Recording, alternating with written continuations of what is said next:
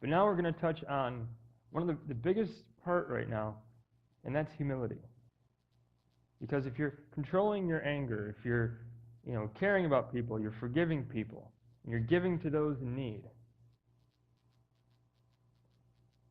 are you doing it for the right reason? Are you being humble about it? That video, it expressed really that idea that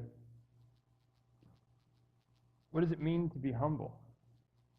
What does it mean to humble ourselves, to have humility? And it's like, you kind of struggle with that, because does it mean we can't be confident? Does it mean we can't have confidence in our own abilities? Is that what humility means? Is that what it means to be humble? I mean, it's a really fine line between confidence and arrogance. Too much confidence, and then you cross that line, and now you become arrogant. You become too focused on yourself. But it is possible. It is very possible to be humble and confident, to have humility and confidence at the same time. And C.S. Lewis, he has a quote, and I have it up there on the screen here, and I found this on the internet. I thought it was very fitting, and it's that true humility is not thinking less of yourself, but it's thinking of yourself less. The true humility is not thinking that you're worthless or thinking that you're no good, but it's thinking of yourself less. Thinking of yourself less and thinking about other people. Thinking about God. And Jesus, he touches on the subject of humility quite a few times. And the most notable, if you go to Matthew chapter 6, and I encourage you to turn there. We're going to start the very first verse in chapter 6. If you have a Bible or a Bible app, I encourage you to look it up. If you don't have either one of those, it will be on the screen. But if you do have a way of looking it up, I do encourage it. So Matthew chapter 6. And this is part of the famous Sermon on the Mount.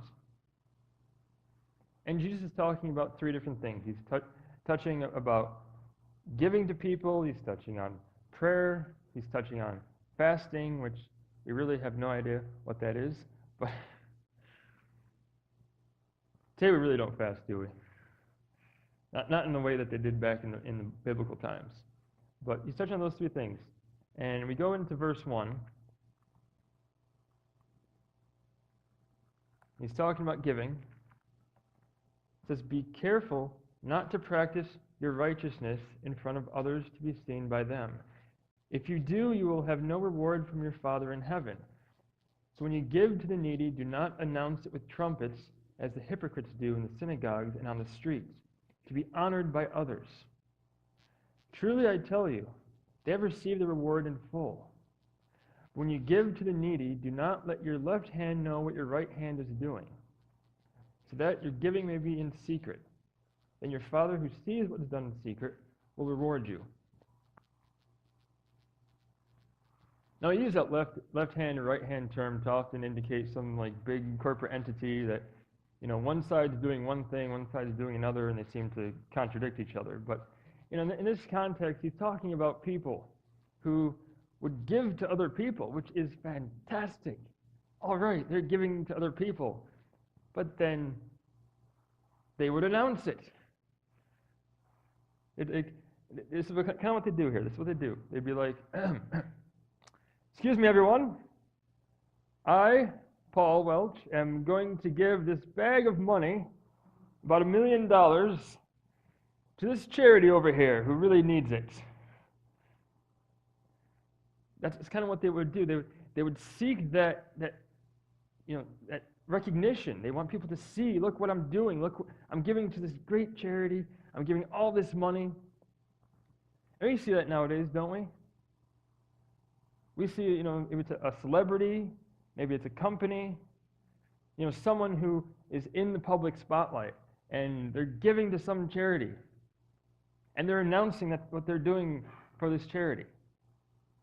And when a company is doing it, I'm always skeptical, because when companies are giving big amounts to charity or announcing, if you buy one of our boxes or bags or one thing of our product, we're going to give so much to this charity. They're doing it to sell more product. They're doing it, really for themselves. And we don't go to that extreme. If we're giving, we're not announcing it to, millions of people, announcing it on TV. But do we brag about it? Do we want to go out and do we actually go out and tell people and say, hey, I just gave, so much to this charity. I just did this. We may not be going to that extreme of announcing it, but are we talking about it? Are we lifting ourselves up? And the next thing he talks about is prayer. And prayer is pretty simple. We all pray. We all like to pray. And this is what he has to say on prayer. He says, and when you pray, do not be like the hypocrites, for they love to pray standing in the synagogues and on the street corners to be seen by others. Truly I tell you, they have received their reward in full. But when you pray, go into your room, close the door, and pray to your Father who is unseen, and your Father who sees what is done in secret will reward you. And when you pray, do not keep on babbling like pagans, for they think they will be heard because of their many words. Do not be like them, for your Father knows what you need before you ask him. When you fast, I'm getting ahead of myself here. Okay, so he talks about prayer. And he's saying, don't pray, where everyone can see you out loud. This is what people would do. They'd be like, all right, okay, this is a good spot, very public, very crowded. Everyone can see me. I'm maybe in the middle of the temple. Everyone's kind of going to notice me. So they get down and out loud and be like, they start praying, just so everyone can see them. And they're not praying for the right reasons. They're not praying, for the reason that you're supposed to pray. They're praying so people can see, look at me. Look at me, I'm holy. I'm righteous. I'm doing what I'm supposed to be doing. Look at me. See, that's the focus of it. They want people to look at them and see what they're doing. Or maybe when they pray, they just keep on going and keep on going and just keep on going. And really, they're not really saying anything new at this point. They're just, keep going about the same thing for way too long. You ever been in a situation where you had a church gathering and there's food and the pastor's praying, and so everyone's bowing their heads, pastor's praying. 5 minutes later, the pastor's still praying. People are getting hungry. It's an exaggeration,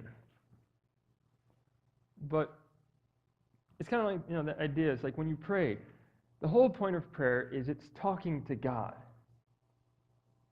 Christianity, it's about a relationship with our Creator. That relationship was broken, and then Jesus came, gave his life on the cross. That relationship now is made whole. We have this relationship with God, and we can just go right to him, talk to him.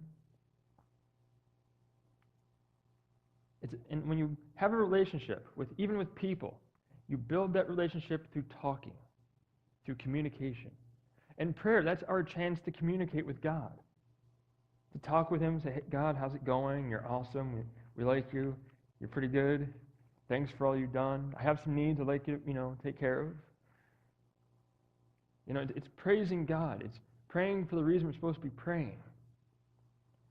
And using a bunch of words, sometimes, people will pray and they use a whole bunch of words, and it's going on and on and on because they're trying to impress people. It's like when you're amongst a crowd of other Christians and you're praying and you kind of feel that pressure, like, okay, I have to pray really impressively, otherwise they're going to think I'm not a really good Christian. Has anyone here felt that? Felt that kind of pressure? And see, that's not the point of prayer. I'm not talking about if you have a lot of, things to pray about. If you have a lot of things to pray about and that's why it's taking so long, that's excellent. That's a good thing. But if you're going on and on about one thing, you don't have to. It's not going to make a difference. God's not going to answer your prayer any, more or less if you go on for 5 minutes, or if you just go on for maybe a minute or a half minute on something. He knows what you need. Instead, when you pray, do most of your praying in private, because it helps you to pray for that sake of praying. I'm not saying anything against people who do pray in public, because there are some people who feel called to pray in a public place. And if that's where God's leading them, in their hearts, all right, that's fantastic. Or if you're in the store and you meet someone, either for the first time or someone you've known, and they tell you, hey, I have a need. I have this going on in my life, and you offer to pray for them. They're right there in the store. Awesome. That is fantastic. But is the purpose of our praying so other people can see us? So they can see us and think, wow, they're a really good Christian. Because that's not the point. And then when he goes into fasting, which I started reading before I was supposed to get there, but so we skip ahead to verse 16. Now, to be truthful, we really have no idea what true fasting is. Has anyone actually truly fasted like they did in the Bible? There you go. Not many of us have. Because true fasting in the Bible, you did not eat. You did not eat anything. But Jesus is talking about this kind of fasting. In verse 16 he says, when you fast, do not look somber as the hypocrites do, for they disfigure their faces and show others they are fasting. Truly, I tell you, they have received the reward in full. But when you fast, put oil on your head and wash your face, so that it will not be obvious to others that you are fasting, but only to your Father who is unseen. And your Father who sees what is done in secret will reward you.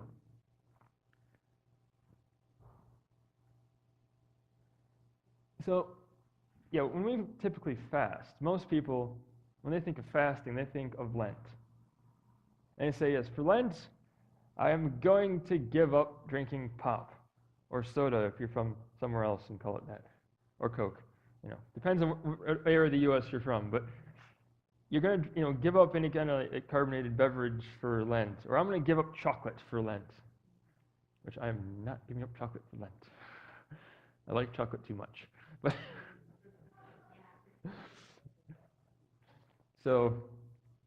but that's what we think of fasting. But no, fasting, the whole point of fasting was that you didn't eat. You didn't eat anything, and you did so to focus yourself. To focus yourself on God. That was the whole point. But you'd have people who, when they would fast, they'd make it obvious. They'd be like, oh, I'm so hungry. Oh, I'm horribly hungry right now. I really could go for a cheeseburger, but no, I'm fasting. I'm fasting right now. It's a bit of an exaggeration, but it's kind of what they do. They'd make it very obvious that they were starving and hungry because they were fasting. And again, the whole point is, look at me. Look at me. Look at what I'm doing. Look at me. I'm righteous. I'm holy. See me. And we may not go to that same extreme.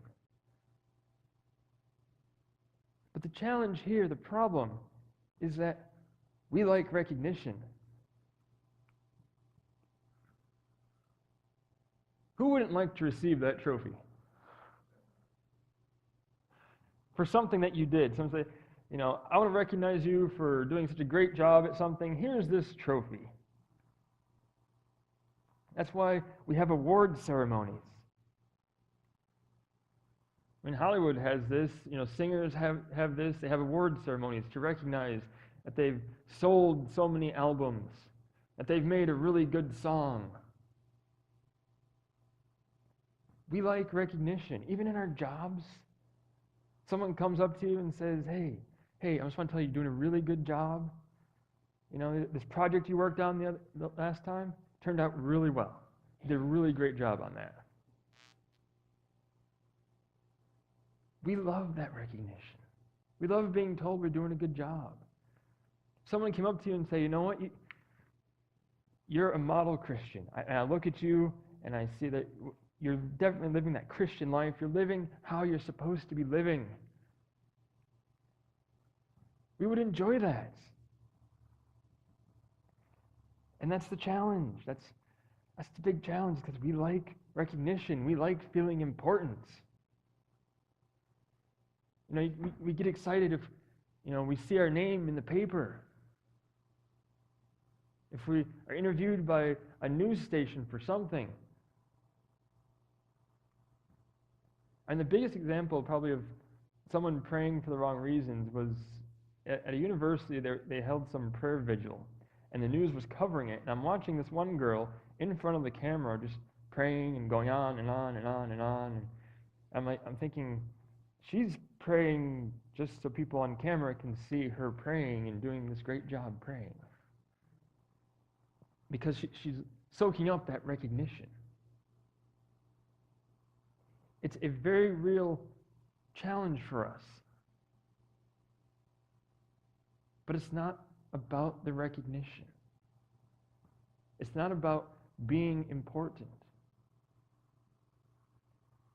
It's about focusing on God and on others more so than ourselves. And the 12 closest to Jesus, his disciples, they struggled with this. They struggled very much. Because, like the video said, they thought Jesus was going to Jerusalem to be king. And they're following this guy who's going to become king of Jerusalem, king of the Jews. And they want to rule with him. So you have a mother's request. And now this passage, if you go to Matthew chapter 20, I'm going to start in verse 20. Matthew chapter 20, you have a mother's request. And the same passage occurs in Mark. And in Mark it says that these two boys here, these two guys, they were the ones to request it. There's really no contradiction here, because honestly, all three were involved in this request. So Matthew chapter 20, starting in verse 20.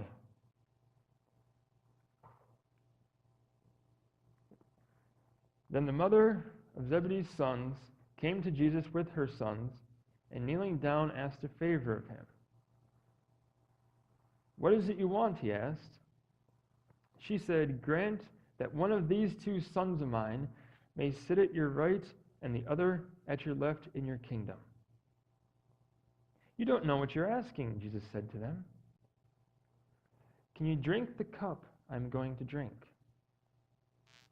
"We can," they answered. Jesus said to them, "You will indeed drink from my cup, but to sit at my right or left is not for me to grant. These places belong to those for whom they have been prepared by my Father." When the 10 heard about this, they were indignant with the two brothers. So here you have James and John. And they want to sit on the right and left of Jesus when he is king. They want that position of importance. Because right and left of the king, those were people you trusted, people you kept close to you, whose advice you would ask. That's how a king worked. You had your advisors close to you on your right and your left. Maybe your queen to one side, but on the other side would be another advisor. But in either case, right and left, your advisors. They wanted that position of importance. And their mom wants them in that position too. Their mom wants them to be in there because, as a parent, if you're a parent, you want your kids to be important. I mean, what parent wouldn't be proud if their child grew up to become like a senator, non-corrupt, of course, but a senator or president of the United States, or governor of a state? You can say, hey, that's my son or daughter. The problem is they don't understand what it is exactly they're asking. They don't get it. They think that Jesus is going to become king right then and there. He's going to overthrow the Romans, help the Jews to rise up and become a great kingdom once again.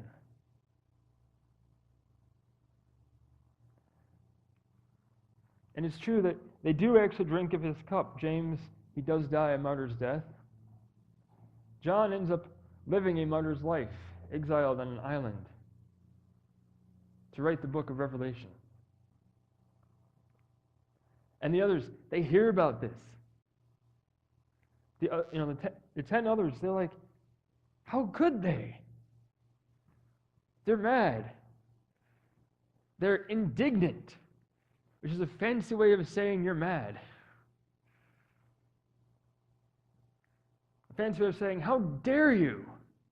What makes you so important? Why should you have that position and not us? And this is not the first time they've argued about who's most important. They've argued a few times, like, saying, I'm important. No, I'm important. Because they want that important position with Jesus. They want it for themselves. Because who doesn't like being important?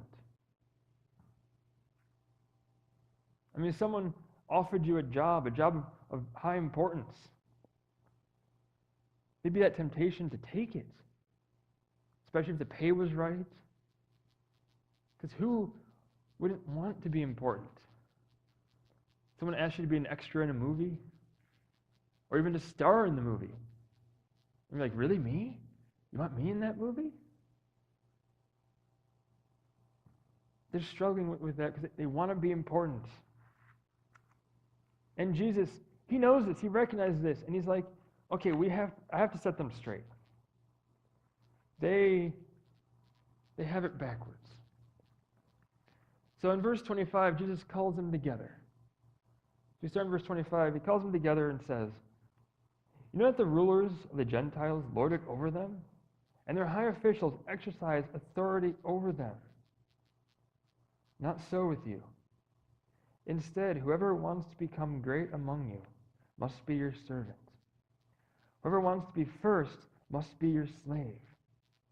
Just as the Son of Man did not come to be served, but to serve and give his life as a ransom for many.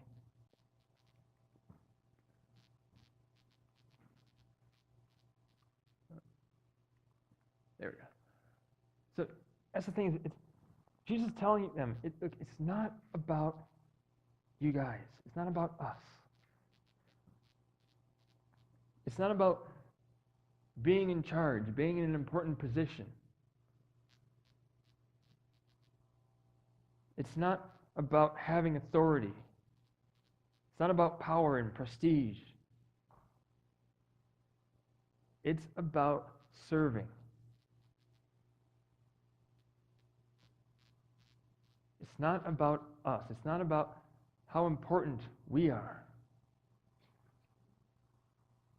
If you want to be great, you need to be a servant. So Jesus is trying to get across to them. And it's important for us to even realize this too, is that it's not about what we can do that makes us seem like we're holy or righteous or a good person. It's not about all of our actions. Now, these actions are important. It's important to give to those in need. It's important to be forgiving. It's important to pray. It's important to to try your best to live a good life. But it's not about you. Because the only reason that we're righteous is because Christ died for us. And that's it. And I always tell people the difference between a Christian and someone who's not Christian is that we've accepted Christ. And so our sins have been washed away. We've been made righteous. And that's your difference right there. Because there are people who aren't Christians, who try to live good lives, who give to people in need. But the only difference is that we have accepted that free gift, that grace. And we have that. It's not about us. Because no matter how much you pray, how much you fast, how much you give, how much you try to live a good life, God's not going to see you as any more or less righteous. It's important to do those things, but it's not going to change God's opinion of you.